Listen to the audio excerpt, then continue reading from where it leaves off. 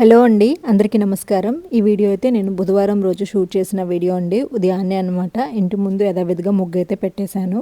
Present మనకి ధనుర్మాసం అయితే start అయింది కదా. ఆ రోజే ఫస్ట్ డే అనమాట. నేను అలవాట్లో పొరపాటు అన్నట్టు వాకిలు అయితే ముందు పెట్టాను, కానీ ముగ్గు చుట్టూ పెట్టలేదనమాట. మర్చిపోయి ఇలా అయితే పెట్టేశాను. నేను మీకు నిన్నే చెప్పాను కదా, ఇంట్లో కలర్స్ అవి లేవు అని చెప్పి తెచ్చుకోవాలని. బయటకైతే వెళ్ళలేదండి, వెళ్తే తెచ్చుకుంటాను. ఇంకా ఉన్న వాటితో సింపుల్గా అలా పెట్టేశాను.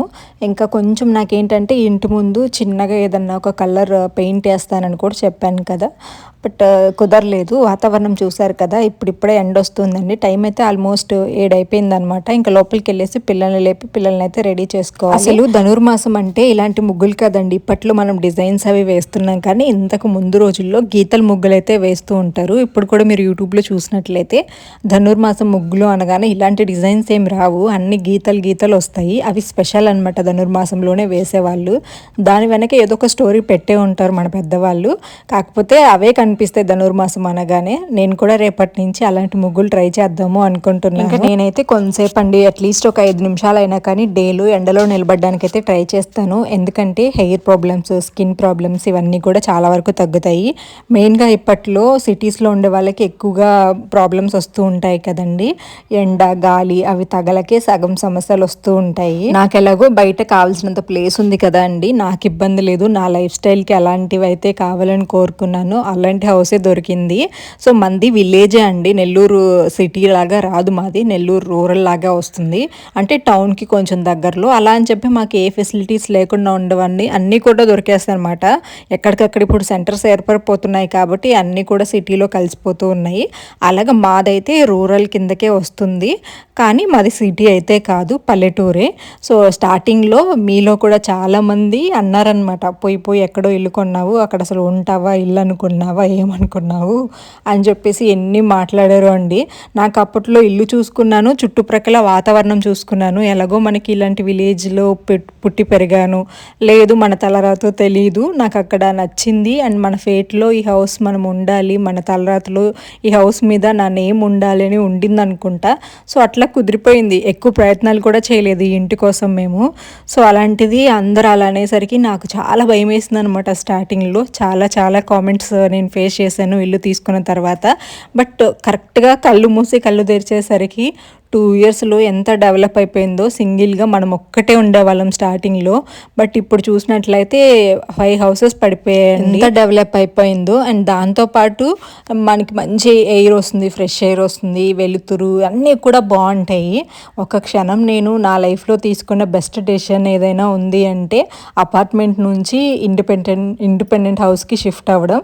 బట్ ఇప్పుడు అప్పుడప్పుడు అనిపిస్తూ ఉంటుంది, ఇంత ప్రెజర్ తీసుకోవడం కంటే కూడా అపార్ట్మెంట్ అయితే కొంచెం ప్రెజర్ తగ్గేది కదా, లోన్ అది కూడా కొంచెం తక్కువ పెట్టుకునే వాళ్ళం కదా అనిపిస్తుంది. బట్ కొంచెం ఇంత కష్టపడ్డాము, ఇంకొంచెం మనం కష్టపడ్డాము అంటే మనకి లైఫ్ లాంగ్ ప్రాబ్లం ఉండదు కదా అని అనిపిస్తుంది. సో మీరేమంటారు? మీరు కూడా అప్పట్లో నేను అపార్ట్మెంట్ తీసుకుంటానంటే ఎంతమంది బాధపడ్డారో. అంత అపార్ట్మెంట్ తీసుకోకు, ఒకవేళ తీసుకుంటే చిన్నదైనా సరే ఇండిపెండెంట్ హౌస్ తీసుకో అని చెప్పి. మన ఇంటికి వచ్చే సబ్స్క్రైబర్స్ కూడా అంటే బ్లౌజెస్ కోసం వస్తూ ఉంటారు కదండి, చాలామంది అదే అంటారు, దూరం అయితే ఏమవుతుంది, ఇది కూడా ఒక ఊరే కదా, మీకు కావాల్సినవన్నీ దొరుకుతున్నాయి కదా, ప్రశాంతంగా ఉన్నారు కదా అనేలాగా అంటూ ఉంటారు. అపార్ట్మెంట్ తీసుకోకుండా మంచి పని చేశారు అని నాకు అప్పుడు అనిపిస్తుంది, నేను చేసింది మంచి పని అని చెప్పేసి. అండ్ మన వ్లాగ్స్ అయితే ఇంక నుంచి కంటిన్యూగా వస్తూ ఉంటాయండి. తప్పకుండా ఒక చిన్న లైక్ చేసి నాకు సపోర్ట్ ఇవ్వండి. ఇంకా బయట అంతా కూడా క్లీన్ చేసేసాను. ఈరోజు కూడా హెల్పర్ అయితే రాలేదండి, తనకు కొంచెం హెల్త్ బాగాలేక. ఇంకా నేనే మొత్తం క్లీన్ చేస్తున్నా. పైన అయితే మనకి సెంటు జాజుల చెట్టు ఉందని చెప్పాను కదా, విరజాజుల చెట్టు. అదేంటంటే మిడిల్లో ఆగిపోయింది అనమాట, పువ్వులు కోసుకోవడానికి అందట్లేదు.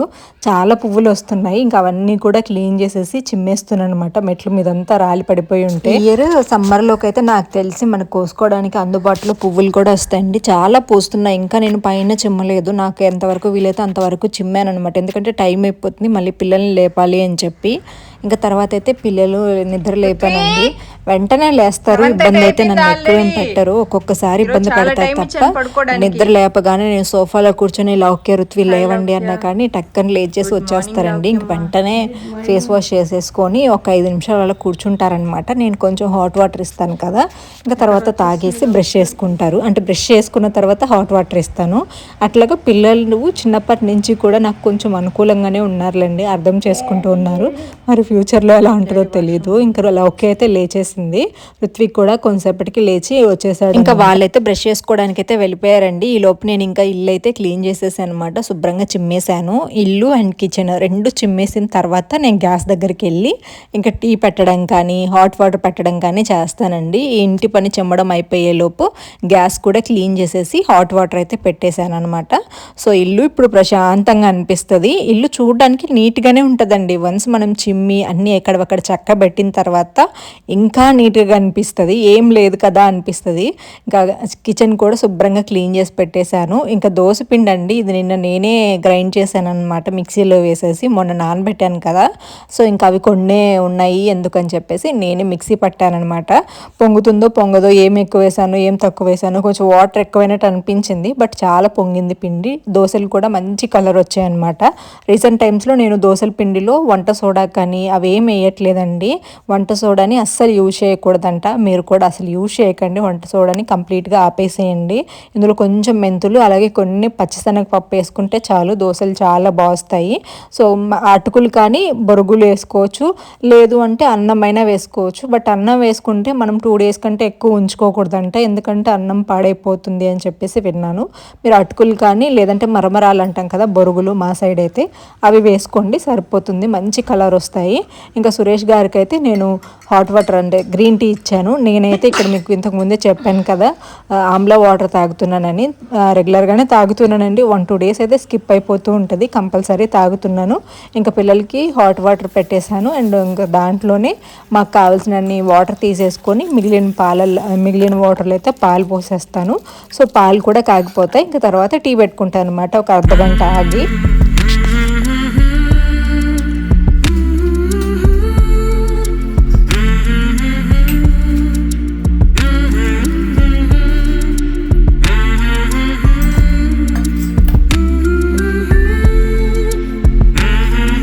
మీరే దోశలు వేయాలి. కొబ్బరి నూనె లేదే, కొబ్బరి నూనె తీసుకొస్తే. సామాన్లు ఏమి లేవు, ఎప్పుడు తెచ్చిస్తావా? హలో, సామాన్లు ఏం లేవు. డబ్బులు లేకపోతే ఏం తినాలా? అసలు ఎప్పటి నుంచో చెప్తున్నాను కదండి ఇంట్లో సామాన్లు లేవని. చెప్పుకుంటే మరీ ఎలాగో అనిపిస్తుంది, కానీ అర్థం చేసుకోండి. సో నెక్స్ట్ అయితే ఇంకా దోశలు అయితే సురేష్ గారే వేసిస్తున్నారండి. నేనైతే ఇంకా లౌక్యాకి జడలు వేయడం అవి చేస్తూ ఉన్నాను. దోశలు అయితే బాగా వస్తాయి లేదని చెప్పి వచ్చానమాట కిచెన్లోకి. ఎందుకంటే బాగా వేసినా కానీ సురేష్ గారు చెడగొడతారనమాట. తనకి అన్నీ చెప్పి పిండి అవన్నీ నీట్గా కలిపించి అప్పుడు వస్తే నీట్గా పోస్తారు. 1-2 నేను పోయాలి ఫస్ట్, లేదంటే ఎలా అంటే అలా చేసేసి దోశలు రావట్లేదు అని చెప్పేసి పక్కకు వచ్చేస్తారనమాట. ఇంకా అందుకని చూద్దామని వచ్చాను. బట్ దోశలు అయితే బాగానే వస్తున్నాయి అని చెప్పేసి అయితే అన్నారు. రోజులన్నీ మనవి కాదు అన్నట్టు కండిషన్స్ ఎలా ఉన్నాయంటే అండి, చాలా క్రిటికల్గా ఉన్నాయి చెప్పాలి అంటే. కాకపోతే హ్యాండిల్ చేసుకుంటూ వస్తాము. మా ఇద్దరికి మేమే ధైర్యం చెప్పుకుంటాము. అలాంటప్పుడు ఒక్కొక్కసారి ఏంటంటే ఆ ఫ్రస్ట్రేషన్లో ఏం చేయాలో అర్థం కాక సురేష్ గారి మీద బాగా ఫ్రస్ట్రేట్ అయిపోతూ ఉంటాను. ఎవరింట్లోనైనా ఉండేదేలేండి. సో ఇంకా అలాగా సురేష్ గారు అయితే కొంచెం భరిస్తారనమాట నన్ను, ఇంకెవరు భరించలేరు. అలాగని చెప్పేసి తను కొన్నిసార్లు మొండిగా బిహేవ్ చేస్తారులేండి. అప్పుడు నేను కొంచెం కంట్రోల్ చేసుకుంటాను. ఇంట్లో ఉండే కండిషన్స్కి ఆల్మోస్ట్ నేను ఒక 2 months వర్క్స్ కానీ ఇవన్నీ స్టాప్ చేసేసాను కదండి. సో దానివల్ల చాలా దారుణం అయిపోయాయి అనమాట పరిస్థితులు. ఇంకా తలుచుకుంటుంటే ఎలాగో ఉంటుంది. ఇంకా ఆ ఫ్రస్ట్రేషన్లో వర్క్స్ లేవని ఏదో ఇంకా మన సమస్యలు ఉంటాయి కదా, వాటి గురించి సురేష్ గారితో కొంచెం ఫైటింగ్ జరిగిందనమాట. అందుకని అలిగి కూర్చున్నాను. తను నా మొహం చూడగానే ఏదో తేడాగా ఉంది అని చెప్పేసి థమ్స్అప్ పోసుకొచ్చి ఇచ్చారనమాట. సో ఇప్పటిదాకా గొడవ పడ్డాం కదా, మళ్ళీ ఎందుకు ఇస్తున్నావు అంటే బాధ్యత అది అని చెప్పేసి చెప్తున్నారు. సో అలా ఉంటాయి మా ఫైట్స్ అయితే. బట్ కొంచెం ఎవరో ఒకరము కొంచెం చూసుకుంటూ వెళ్ళాలండి. ఆ కొంతసేపు ఫ్రస్ట్రేట్ అవుతానండి. దాని తర్వాత మళ్ళీ నన్ను నేనే కొంచెం కన్విన్స్ చేసుకొని నాకు నేనే ఓదార్చుకుంటాననమాట. దాని తర్వాత మళ్ళీ హైపర్ యాక్టివ్ అయిపోతాను. చూసారు కదా ఆ రోజు ఈవినింగ్ వరకు అట్లానే ఉండే డల్‌గా. మళ్ళీ ఈవినింగ్ అయ్యేసరికి పిల్లలు ఇంటికొచ్చేసారు కదా! ఎంతైనా పిల్లలు లేకపోతే ఒంటరిగా ఉన్నప్పుడు కొంచెం ఏవేవో గుర్తొస్తూ ఉంటాయి. అందుకని ఎన్ని సమస్యలున్నా కానీ మనిషి అన్న వాళ్ళు ఖాళీగా అస్సలు ఉండకూడదంటండి. ఏదో ఒక పనిలో బిజీగా ఉంటేనే మన సమస్యలు కానీ వాళ్ళన్నారు వీళ్ళన్నారు పలానా రోజు అది జరిగింది, అది జరగకపోయింటే నేను బాగుండేదాన్ని, ఇలాంటి మాటలు మాట్లాడుకోకుండా మనం హ్యాపీగా అయితే అంటే ఏ టెన్షన్స్ లేకుండా వర్క్ మీదే ఉంటాము. సో అది నాకు చాలాసార్లు అయితే అర్థమైంది. ఇంకా పిల్లలకి క్యారేజ్ అయితే రెడీ చేసేసానండి. ఇంకా సురేష్ గారు అయితే బయటకు వెళ్తున్నారనమాట. అంటే క్యారేజ్ ఇచ్చేసి ఇంకా కొంచెం టౌన్లో పని ఉందంట, అది చూసుకొని వస్తాను అని చెప్పేసి అయితే అన్నారు. ఈ లోపు నాకు కూడా కొంచెం షూటింగ్ అయితే ఉంది. ఆ షూటింగ్ అయితే కంప్లీట్. ఉదయం లేచినప్పటి నుంచి ఇప్పుడే అండి నాకు కొంచెం టైం దొరికేది. బట్ ఈ టైంలో కూడా నేను వీడియో ఎడిటింగ్ అయితే చేసుకుంటాను. కొంచెం ఎర్లీగా అంటే నైట్ టైము అలాగా చేసుకుందామని చెప్పేసి అయితే అనుకుంటాను. కాకపోతే ఇంకా పిల్లలు వచ్చారంటే కుదరదు. ఇంకా వర్క్స్ అవి ఉంటూ ఉంటాయి కాబట్టి సో ఇంకా ఈ మధ్య కాలంలో ఏంటంటే ఆఫ్టర్నూనే పెడతాను. ఒక్కొక్కసారి ఆ టైంకి ఎవరైనా కస్టమర్స్ వచ్చారనుకోండి సో భలే హడావిడి అయిపోద్ది అనమాట. కొంచెం ఇబ్బంది పడిపోతాను వీడియోస్ అయితే. అందుకని రెగ్యులర్గా పెట్టలేను. డే బై డే అలా పెట్టుకుంటూ వస్తున్నా. కానీ రెగ్యులర్గా పెట్టాలని కోరిక, చూద్దాము. కొంచెం వ్లాగ్స్ అవి నాకు కంటెంట్ ఏదన్నా దొరికింది అంటే రెగ్యులర్గా పెడుతూ ఉంటాను. లేదు రెగ్యులర్గా ఏముందిలే అనుకుంటే డే బై డే అయితే పెడుతూ ఉంటాను అనమాట. ఇంకా సాయంత్రం అండి ఆ రోజు ఆఫ్టర్నూన్ ఇంకా మిషన్స్ అయితే వర్క్స్ పెట్టేసుకుంటూ ఉన్నాను. ఇంకా ఈవినింగ్ అంతే సాయంత్రం వచ్చేసి ఇంకా పిల్లలకి బ్రెడ్ పిజ్జా అని చెప్పేసి ఒక 3 days నుంచి చెప్తూ ఉన్నారు. సరే అని చెప్పి అది చేద్దాము అని చెప్పి దానికి కావాల్సినవన్నీ కూడా ట్యూషన్ నుంచి వస్తూ ఇంకా పిల్లల్ని ఫ్రెష్ అప్ చేయించేసి సాయంత్రం ఇంకా పిల్లల కోసం అయితే చేస్తున్నాను అనమాట. ఈ గ్యాప్లోనే ఒక 2 reels అయితే చేశాను. మార్నింగ్ నుంచి మూడ్ చాలా అప్సెట్గా ఉంది కదండి. నాకు ఎందుకో తెలీదు, హ్యాపీగా ఉన్నప్పుడు ఫుల్గా రెస్ట్ తీసుకుంటాను, పడుకుంటాను. సాడ్గా ఉన్నప్పుడు ఎవరైనా నన్ను ఏదన్నా అంటారు కదా, అలా ఎందుకు చేస్తుంది ఇలా ఎందుకు చేస్తుంది, సో నన్ను తక్కువ చేసి మాట్లాడినప్పుడు ఎవరైనా నన్ను బాధ పెట్టినప్పుడు సో వాళ్ళకి నేను ఏడుస్తా కనిపించాను అనుకోండి, వాళ్ళు చాలా హ్యాపీ ఫీల్ అవుతారు. బట్ నేను హ్యాపీగా ఉండడం చూశాను అనుకోండి, వాళ్ళు దీన్ని ఎంత చేసినా కానీ బాధపడదు అనేలాగా అనుకుంటారు అని చెప్పేసి సో అలా అది ఒకటి రీజను. అండ్ నాకు ఏదైనా పర్సనల్గా కష్టాలు వచ్చినా బాధలు వచ్చినా కానీ నేను దాన్ని నాకు నేనుగా ఓన్గా డైవర్ట్ చేసుకోవడానికి ఆ కొన్ని రోజులే చాలా యాక్టివ్గా కనిపిస్తాను. అలాగా నాకు ఎందుకో ఆ టైంలో వంట చేసుకుంటూ అలా ఒక 2 reels ఇంకా లౌక్య వచ్చి చాలా రోజుల నుంచి అడుగుతుంది. ఎప్పుడైనా కానీ ఏదైనా ట్రెండింగ్ సాంగ్స్ వచ్చామంటే లౌక్య నేను చిన్నప్పటి నుంచి అలా కొన్ని క్యూట్గా చేసుకుంటూ ఉంటాం కదా. ఈ మధ్య ఒక 2-3 నెలల నుంచి కంప్లీట్గా నేను ఇన్స్టాగ్రామ్ ఇవన్నీ కూడా వదిలేశాను. బట్ ఈ రోజు అయితే ట్రై చేశాను అనమాట. అది కూడా టైం లేదు, ఈ వర్క్ చేస్తూ అంటే ఈ వంట పని చేస్తూ టైం దొరుకుతుంది కదా, ఆ టైంలో ఒక 2-3 reels అయితే చేశాను. పిల్లలతో కలిసి కొంచెం డైవర్ట్ అవ్వచ్చు, మన బ్రెయిన్ కూడా కొంచెం రిలాక్స్ అవుతుంది అన్న ఉద్దేశంతో ఇంకా పిజ్జాస్ అయితే రెడీ అయిపోయాయండి. బ్రెడ్ పిజ్జా బాగుండింది టేస్ట్ వైజ్ కూడాను. ఇదేంటంటే నాకు మైక్రో ఓవెన్ కంటే ప్యాన్ మీద నేను చూశాను అనమాట చేయడం ఇన్స్టాగ్రామ్లో. సో నేనైతే ఎయిర్ ఫ్రైయర్ ఉంది కదా అని చెప్పేసి ఎయిర్ ఫ్రైయర్లో చేశాను. మీరు ఓవెన్ ఉన్నా కానీ లేదంటే డైరెక్ట్ ప్యాన్ మీదైనా చేసుకుంటే బాగుంటుంది. ఈసారి నేను ప్యాన్ మీద అలా చేసి చూపిస్తాను. సో ఇంకా కొన్ని ప్లానింగ్స్ అయితే ఉన్నాయండి, చూడాలి. నేను కొంచెం యాక్టివ్ అయిపోయి ఇంతకు ముందులాగా యాక్టివ్గా పనులు చేసుకోవాలి నాకు నేను అని చెప్పి అనుకుంటున్నాను.